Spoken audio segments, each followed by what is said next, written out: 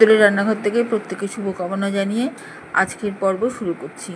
আজ আমি একটি অন্যরকম রেসিপি নিয়ে এসেছি, গাঁঠি কচুর রেসিপি। গাঁঠি কচুর রেসিপি আমি বহুবার দিয়েছি, বিভিন্ন রকমভাবে খেয়েছি আর সেগুলোই আপনাদের সঙ্গে শেয়ার করেছি। আজকে আমি গাঁঠি কচুর দমের একটি রেসিপি নিয়ে এসেছি, যেটা ভীষণই ভালো খেতে। আর সব থেকে বড়ো কথা কি, খুব অল্প মশলায় আমি এটা তৈরি করেছি, খুব ভালো হয়েছে খেতে। আপনাদের সঙ্গে এটা শেয়ার করছি। নিরামিষ রান্না, খুব তৃপ্তি করে খাওয়ার মতো। যাকে আমি কীভাবে রান্না করেছি সেটাই আজকে দেখাচ্ছি। আমি এখানে যে গাঁঠি কচুগুলো ব্যবহার করেছি সেগুলো কিন্তু খোসা শুদ্ধ। আমি মাঝখান দিয়ে 2 টুকরো করে রেখে দিয়েছি, দিয়ে এটা আমি সেদ্ধ করে নেব।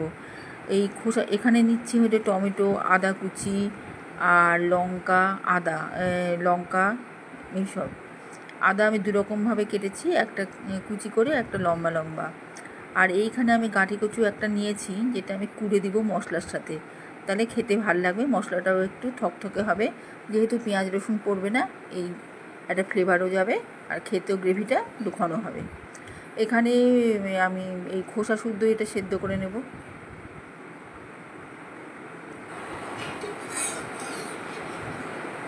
খেতে হয় জলের সঙ্গে, গাঁঠি কচু অর্ধেকটাই নষ্ট হয়ে যায় সেই খোসা ছাড়িয়ে সেদ্ধ করলে।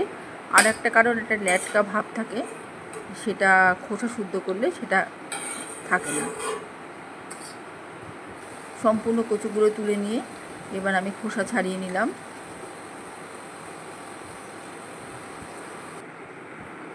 এদিকে বেশ কিছুটা আলু ভেজে নিচ্ছি, এটা ডালনা করব বলে।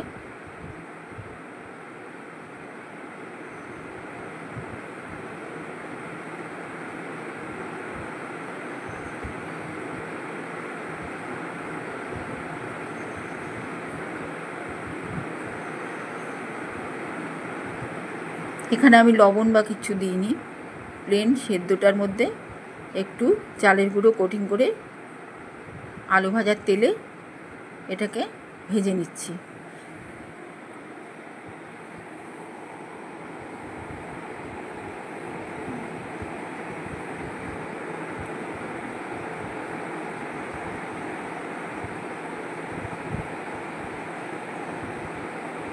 আলু ভাজাগুলো আমার আগেই ভাজা ছিল, কাজে আমি এখন এটা তুলে নিচ্ছি।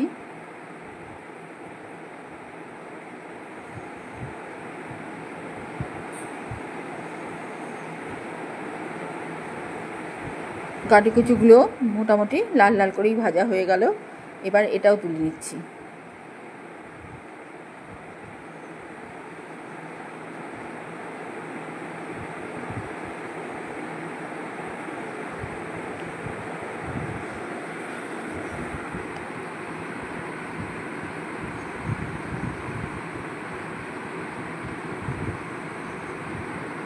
এখানে আমি কড়াইটাকে ধোবো না, এর মধ্যে মশলাগুলো লেগে আছে, এর মধ্যেই রান্না করে ফেলবো। এর মধ্যে আমি যে কাঁচা গাঁঠি কচুগুলো দেখালাম, ওই একটু কুড়ে নিচ্ছি, কুড়ে এই তেলের মধ্যে দিয়ে দিচ্ছি। ঝোলটা একটু থকথকে হবে, খেতেও ভাল লাগবে।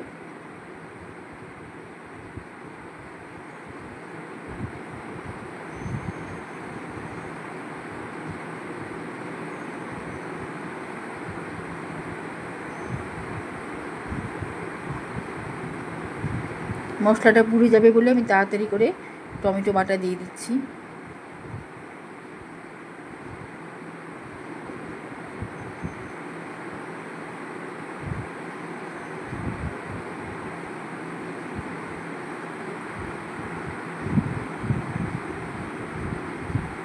এর মধ্যে একটু সামান্য জল দিয়ে দিলাম, যাতে তলায় না লেগে যায়। আর এখানে মশলা বলতে আদা বাটা, জিরের গুঁড়ো, লঙ্কার গুঁড়ো, হলুদের গুঁড়ো, লঙ্কা বাটা, লঙ্কা কুচি, আদার কুচি সব দিয়ে দিলাম।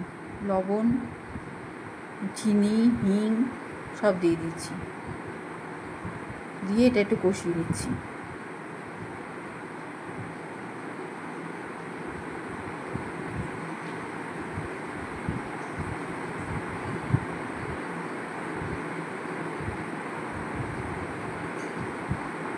ভিডিওটা খুব ছোট করে বানিয়েছি, আশা করি সবাই পুরো ভিডিওটাই দেখবেন।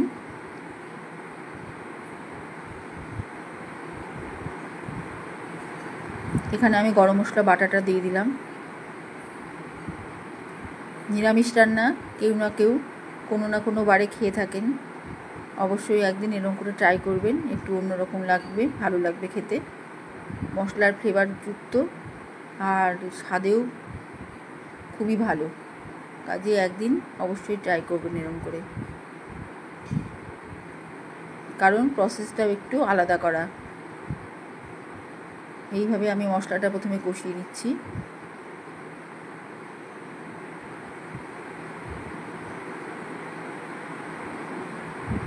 এবারে মশলাটা আমি অনেকক্ষণ ধরে কষানোর পরে আমি বেশ খানিকটা জল দিয়ে ওই ঝোলটাকে অনেকক্ষণ ফোটাবো। এর মধ্যে অনেকটা জল দিয়ে দিচ্ছি।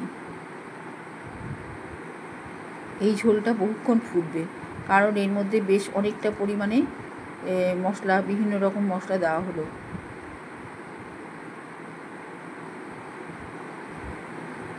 এবারে আলু ভাজাটা দিয়ে দিলাম।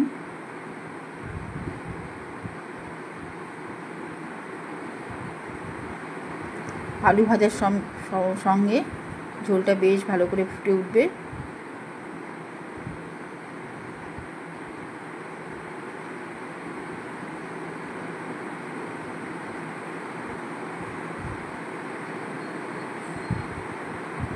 ঝোলটা যত ফুটবে ততই খেতে সুস্বাদু হবে।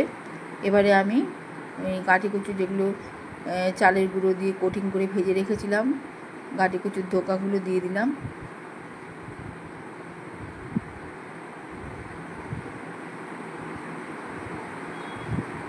অপূর্ব হয় এই রান্নাটা।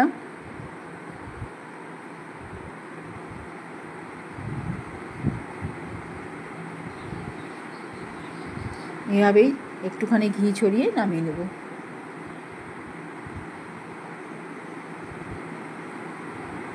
রান্না হয়ে গেল আমার গাঁটি কচুর ধোকার ডালনা।